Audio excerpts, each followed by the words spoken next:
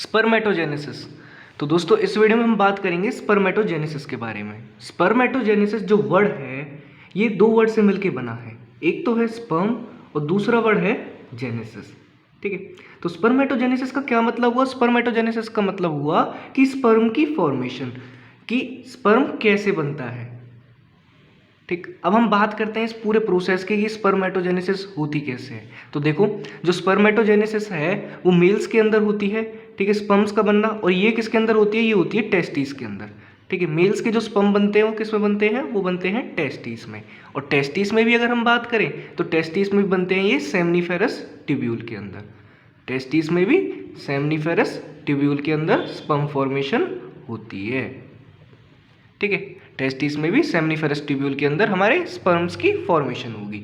अब हम अच्छे से देखेंगे कि प्रोसेस किस तरीके से होता है। तो देखो, जो स्पर्मेटोजेनेसिस है वो मेल्स के अंदर स्टार्ट हो जाती है 13 ईयर्स की एज पे।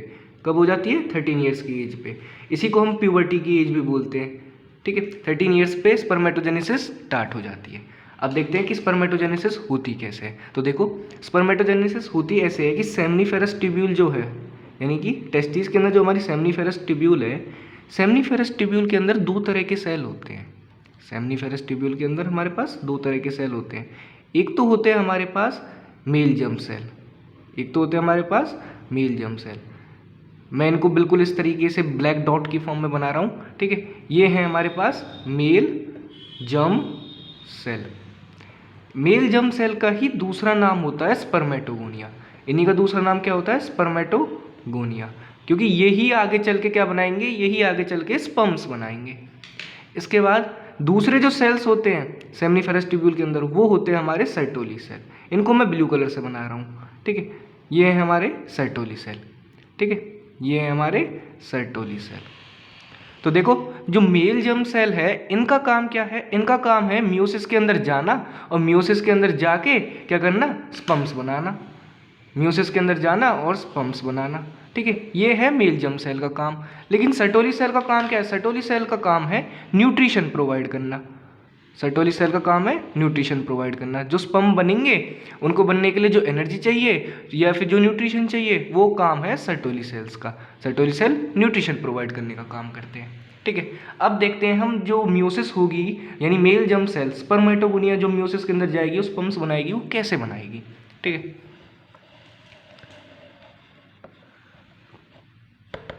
तो देखो होता है क्या कि हमारी जो सेमनीफेरस ट्यूब्यूल है, सेमनीफेरस ट्यूब्यूल के अंदर हमारे स्पर्मेटोगोनिया प्रेजेंट होती हैं। ठीक है, बहुत सारी। अब जो जितनी भी स्पर्मेटोगोनिया है ये क्या करती रहती हैं? ये माइटोसिस में जाती रहती है। माइटोसिस में जाके क्या करती है? अपने आप को इंक्रीज करती रहती है नंबर में। यानी कि एक स्पर्मेटोगोनिया एक से क्या करेगी? दो बना लेगी, और दो से फिर आगे चल के चार बना लेगी, इस तरीके से फिर चार से आठ बना लेगी। तो इस तरीके से माइटोसिस में जाती रहती है स्पर्मेटोगोनिया। ठीक है, इसीलिए स्पर्मेटोगोनिया कभी भी सेमनीफेरस ट्यूब्यूल के अंदर खत्म ही नहीं होती। तो इसीलिए मेल के अंदर जो स्पर्म फॉर्मेशन है ना, वो चलता ही रहता है पूरी लाइफ टाइम। कभी स्पर्म फॉर्मेशन कभी नहीं रुकता। ठीक है, क्योंकि हर बार क्या है कि स्पर्मेटोगोनिया पहले माइटोसिस से क्या अपने आप को एक अपनी एडिशनल कॉपी बना गई, फिर उसके बाद वो मियोसिस में जा रही है स्पर्म बनाने के लिए। ठीक है, तो इसलिए कभी भी जो स्पर्मेटोगोनिया है वो खत्म नहीं होंगी यहाँ पे, क्योंकि ये भी क्या है, मियोसिस में जाने से पहले अपनी एक एडिशनल कॉपीज बना जाएंगी, माइटोसिस कर जाएंगी। तो इसलिए कभी भी स्पर्मेटोगोनिया खत्म नहीं होती। अब देखो, जैसे कि एक स्पर्मेटोगोनिया है, इस स्पर्मेटोगोनिया को पता चल गया कि भाई इसको मियोसिस के अंदर जाना है, अब इसको क्या करनी है? स्पर्म फॉर्मेशन करनी है। तो ये क्या करेगा?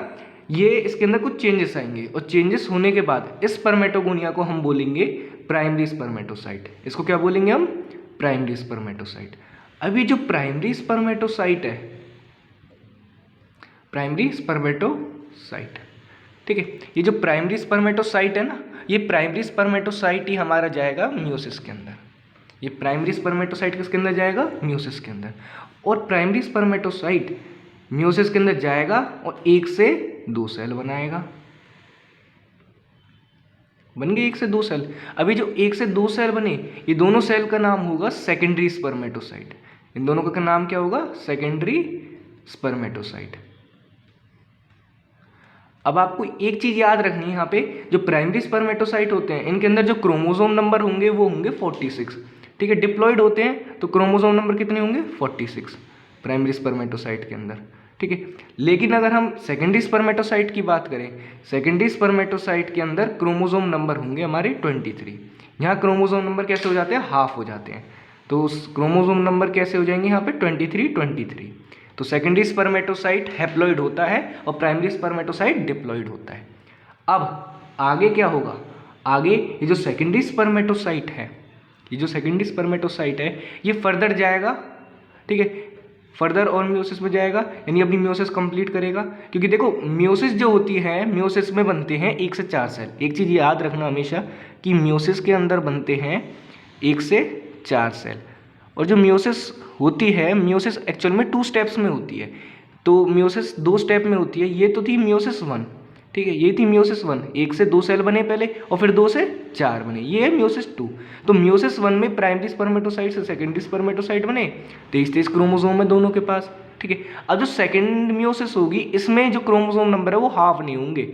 सेकेंड मियोसिस जो होती है वो बिल्कुल माइटोसिस की तरह होती है, ठीक है। तो क्रोमोसोम नंबर कैसे रहेंगे, सेम रहेंगे, ठीक है। अब जो आगे जो क्रोमोसोम नंबर रहेंगे वो कैसे रहेंगे, सेम रहेंगे। तो 2 से जब 4 सेल होंगे तो ये चारों के चारों जो होंगे वो इनमें क्रोमोसोम नंबर कितने होंगे, 23, 23, 23 और 23, ठीक है। जो ऊपर वाले थे वैसे ही रहेंगे, सेम रहेंगे अब, ठीक है। अब ये जो सेकेंडरी स्पर्मेटोसाइट आगे चल के डिवाइड होकर जो 4 सेल बनाती है, इन चारों सेल्स को हम बोलते हैं स्पर्मेटिड्स। क्या बोलते हैं इनको हम, स्पर्मेटिड्स। अब ये भाई 1 से 4 सेल तो बना लिए स्पर्मेटोगोनिया ने, लेकिन अब भी इनका नाम स्पर्मेटिड्स है। अब भी ये स्पर्मेटोजोआ या फिर स्पर्म नहीं कहलाएंगे। अब ये स्पर्म कब कहलाएंगे, ये जो स्पर्मेटिड बन गए ना, अभी जो स्पर्मेटिड बन गए, हमने बात करी थी कि सेमनीफेरस ट्यूब्यूल के अंदर एक सेल और होते हैं जिसका नाम होता है सर्टोली सेल, जो न्यूट्रिशन प्रोवाइड करने का काम करते हैं, ठीक है। तो अभी जो स्पर्मेटिड बन गए ये क्या करेंगे, ये सर्टोली सेल से जाके जुड़ जाएंगे। ये जैसे मेरे पास सर्टोली सेल है तो एक स्पर्मेटिड इस सर्टोली सेल से जाके इस तरीके से जुड़ जाएगा और क्या करेगा, न्यूट्रिशन लेगा। सर्टोली सेल से स्पर्मेटिड न्यूट्रिशन लेगा और न्यूट्रिशन लेके क्या करेगा भाई, ग्रो करेगा। न्यूट्रिशन लेके ग्रो करेगा और अपनी टेल ग्रो करेगा इस तरीके से पीछे से, ठीक है, क्योंकि हमें पता है कि भाई स्पर्म के अंदर टेल होती है, ठीक है। तो इस तरीके से ग्रो करके जब पूरी टेल इसकी ग्रो हो जाएगी तब ये कहलाएगा स्पर्म।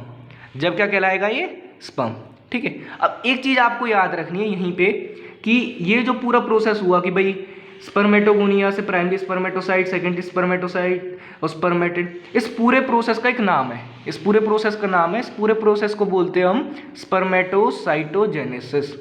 स्पर्मेटोसाइटोजेनेसिस। वहीं जो ये वाला प्रोसेस है कि जो स्पर्मेटिड हैं, स्पर्मेटिड जाके हेड से लग गए हैं, ठीक है, और न्यूट्रिशन लेके ग्रो कर रहे हैं, इस प्रोसेस को हम बोलेंगे स्पर्मियोजेनेसिस। इस प्रोसेस को हम बोलेंगे स्पर्मियोजेनेसिस, ठीक है। इस प्रोसेस को हम बोलते हैं स्पर्मियोजेनेसिस, ठीक है। तो बहुत बार कंफ्यूजन होती है कि स्पर्मेटोसाइटोजेनेसिस क्या है, स्पर्मियोजेनेसिस क्या है, ठीक है। स्पर्मेटोसाइटोजेनेसिस तो यही है कि भाई प्राइमरी स्पर्मेटोसाइट डिवाइड करके उस स्पर्मेटिड्स बना ले, ठीक है, पर ये अब भी स्पर्म्स नहीं कहलाएंगे। और स्पर्मियोजेनेसिस जब होता है जब ये स्पर्मेटिड्स ग्रो करते हैं, न्यूट्रिशनल डेवलपमेंट करते हैं और फॉर्म करते हैं स्पर्म, जब वो कहलाते हैं स्पर्मियोजेनेसिस, ठीक है। अब एक लास्ट वर्ड और है, ठीक है, जो स्पर्मेटिड है वो सर्टोली सेल से क्या करेंगे, अपने हेड को रिमूव कर लेंगे, ठीक है, और उसी प्रोसेस को हम बोलते हैं स्पर्मिएशन। उस प्रोसेस को हम क्या बोलते हैं, स्पर्मिएशन। उस प्रोसेस को हम बोलते हैं स्पर्मिएशन, ठीक है। उस प्रोसेस को हम बोलते हैं स्पर्मिएशन। स्पर्मिएशन है कि the removal of head of sperm from the Sertoli cell is known as spermiation, ठीक है। आप एक बार इसका स्क्रीनशॉट ले लें यहीं पे, ठीक है, तो आपको याद करने के लिए बहुत ज़्यादा हेल्पफुल रहेगा कि भाई स्पर्मियोजेनेसिस क्या है, स्पर्मेटोसाइटोजेनेसिस क्या है और स्पर्मिएशन क्या है। स्पर्मिएशन है रिमूवल ऑफ हेड, ठीक है, कि होगा क्या कि भाई जो सर्टोली सेल्स है, होगा ये, जो सर्टोली सेल्स हैं, सर्टोली सेल अलग हो जाएगा, ठीक है, और जो स्पर्म है हमारा, स्पर्म हमारा अलग हो जाएगा, ठीक है। तो इस तरीके से इसको बोलते हैं हम स्पर्मिएशन कि भाई सर्टोली जो स्पर्मेटिड है वो अपना हेड को रिमूव कर ले, ठीक है, तो उसको हम बोलेंगे स्पर्मिएशन। अब यहाँ पे आपको याद रखनी है कि भाई जिस तरीके से एक स्पर्मेटिड ग्रो करा ना, इसी तरीके से चारों ही स्पर्मेटिड ग्रो करके और 4 स्पर्म्स बनेंगे। तो हुआ क्या, जो एक हमने स्पर्मेटोगोनिया ली थी स्टार्टिंग में, यहाँ से ली थी एक स्पर्मेटोगोनिया, ठीक है, ये डिवाइड करके कितने लास्ट में हमें स्पर्म देगी, ये हमें डिवाइड करके 4 स्पर्म देगी, ठीक है, तो यानी एक स्पर्मेटोगोनिया से 4 स्पर्म्स की फॉर्मेशन होती है। ठीक है, तो ये थी बात हमारी स्पर्मेटोजेनेसिस के बारे में।